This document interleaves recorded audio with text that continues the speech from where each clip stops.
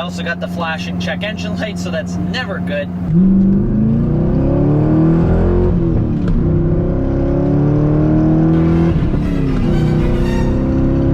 What's going on, you guys? Welcome back to DriveHub, and welcome back to the C5 Corvette. Now, as many of you guys have known and have also bugged me about, yes, the C5 Corvette has been down for a little while, and it's had a little bit of an issue. So in today's video, we're going to talk about the issue with the C5 and talk about a potential fix.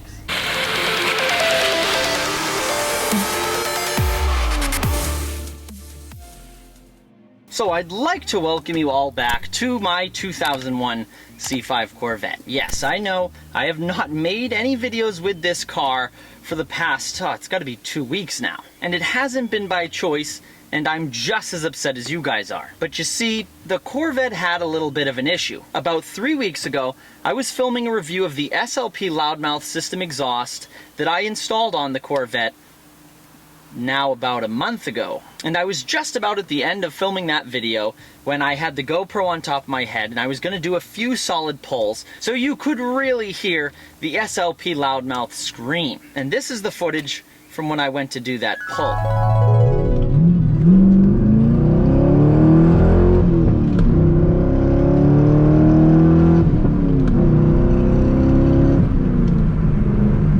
So what happened was I got on a nice 2-lane road with a high speed limit, and I put the hammer down, and at the top end, around 4,500 RPM, I started to lose power. I could clearly tell and feel that the Corvette was not making good power, and I knew something was really very wrong with the car when the check engine light started to flash. Now, I've never been in a car when the check engine light is actually flashing at you, but I can tell you it is not a good feeling. It's not a good experience, and I hope to never experience it again. So I pulled over after, and I got on my phone and looked up quickly, what does a flashing check engine light on a C5 Corvette mean? What does power loss on the top end of the LS1 mean? I found out that a flashing check engine light on the C5 Corvette means that the engine is misfiring, but the computer can't tell what cylinder it is. So then I had a bit of relief, because a misfire is much less scary than some of the other stuff that could have happened. I was expecting some sort of oil issue and to have my engine blow up. And according to everything that I read, my best first course of action was to change the spark plug wires. Now again, my Corvette has 108,000 miles on it. I don't know if these are the original spark plug wires. I don't know when the last time these spark plug wires were changed. So all the research I did said that GM Performance, red GM Performance wires were my best bet. Now, if you saw my last C5 Corvette video where I did an oil change, I like to keep things as close to OEM as possible. I'm going to try to keep every replacement part in this vehicle as close to OEM as possible. All the research I did pointed me to GM Performance wires, but they weren't exactly cheap compared to some of the other stuff out there. But I had no problem paying the money. I think they're around $80. And I'll include a link for them down in the description below so you can check them out if you're interested in replacing your spark plug wires on your C5 Corvette. So I ordered the wires, but all of this shit going on with coronavirus has been causing delays in shipping and tracking and all that. So I finally got these things in the mail. Again, I'm sorry it took so long. It was really out of my hands. But now we're going to put these new spark plug wires in the Corvette and really hope that it solves my problem.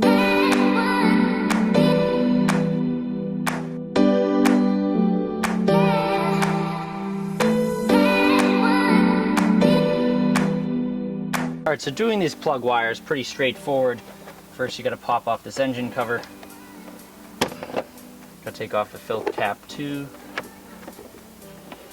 This just slides out of the way. Now I'm going to put my oil fill cap back on so that nothing can fall down into that. For this top part here, you just squeeze and wiggle and pulls off like that. And for the ones down below with the heat shield, I am going to grab some needle nose pliers and try to wiggle it around that way.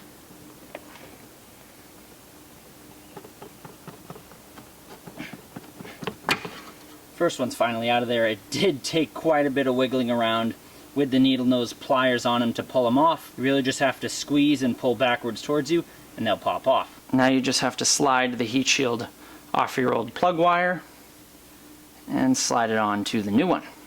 Just a note, all of these plug wires are the same length. On some cars you have to line up and measure which spark plug wires match up with the old wires and put them in that way. But on the LS1, on these ones, they're all the same length, so it doesn't matter. Now we take the new plug wire, line it up with, you'll see the end of the spark plug. It's a little bit difficult to line it up with the end of the spark plug wire, but just press it in, and then we'll go ahead and attach the top of the plug wire into the post that it came off of, and make sure it clicks in. 1 done, 7 more to go.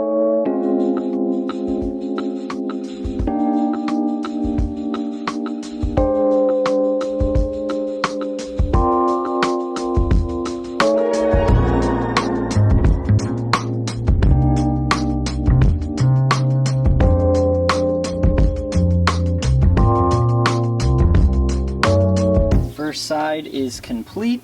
All 4 of these plug wires are in. I'm gonna wait to put back on the engine cover until after I start up the car and make sure everything's in and correct. But now it's time to tackle the other side, and it's the exact same process as this side.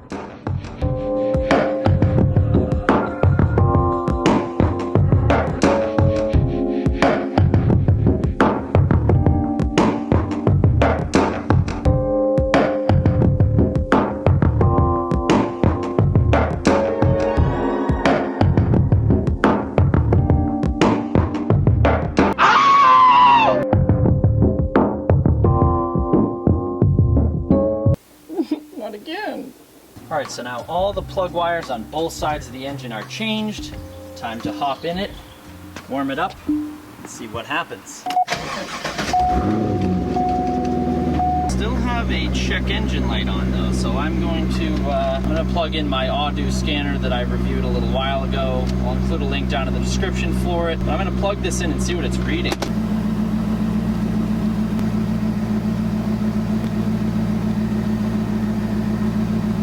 And as for the check engine light, it's still evap. That's what I've had for a little while. That's a problem for another day.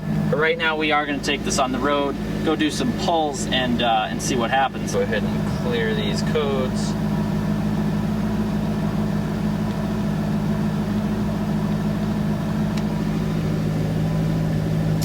Poof, there it goes. All right, let's see if the spark plug wires were the fix. Right off the bat, you can absolutely tell just how much smoother this car is at idle. It did have like just a little tiny, like a little bump, a little shudder when it was idling. I didn't think much of it, but. All right, here we go onto the main road. Let's rev it up.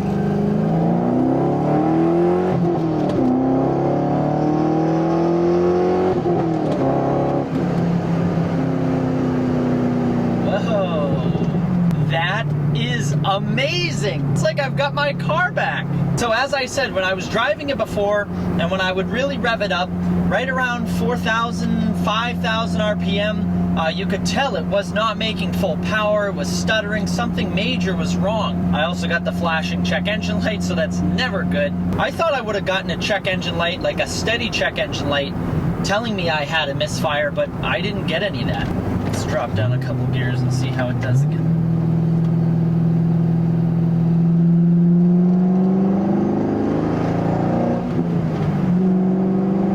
Oh, that is nice. Smooth, solid power all the way through the gears. There's no hesitation, there's no odd noises. This thing is running like an absolute top now. Oh, so happy. It sounds healthier, it sounds more throaty. Maybe it's the placebo effect of changing the plug wires, but I think it sounds just throaty and powerful. Not like it didn't before, but oh, beautiful. This thing feels amazing. What an improvement. Nice and powerful again. It felt like a Tog before this. It is good to be back with this thing. Oh yeah. So much more crisper, such better throttle response. Oh, I love it. Love to see a repair fix that actually goes smooth into plan, huh? Oh, this thing feels so f***ing good. We're gonna give it one more little baby pull up here. Just double check, you know, just to double check. Slow it right down. I'll get into second gear so that I can really rev it out, make sure that it's not stuttering at the top end like it was before.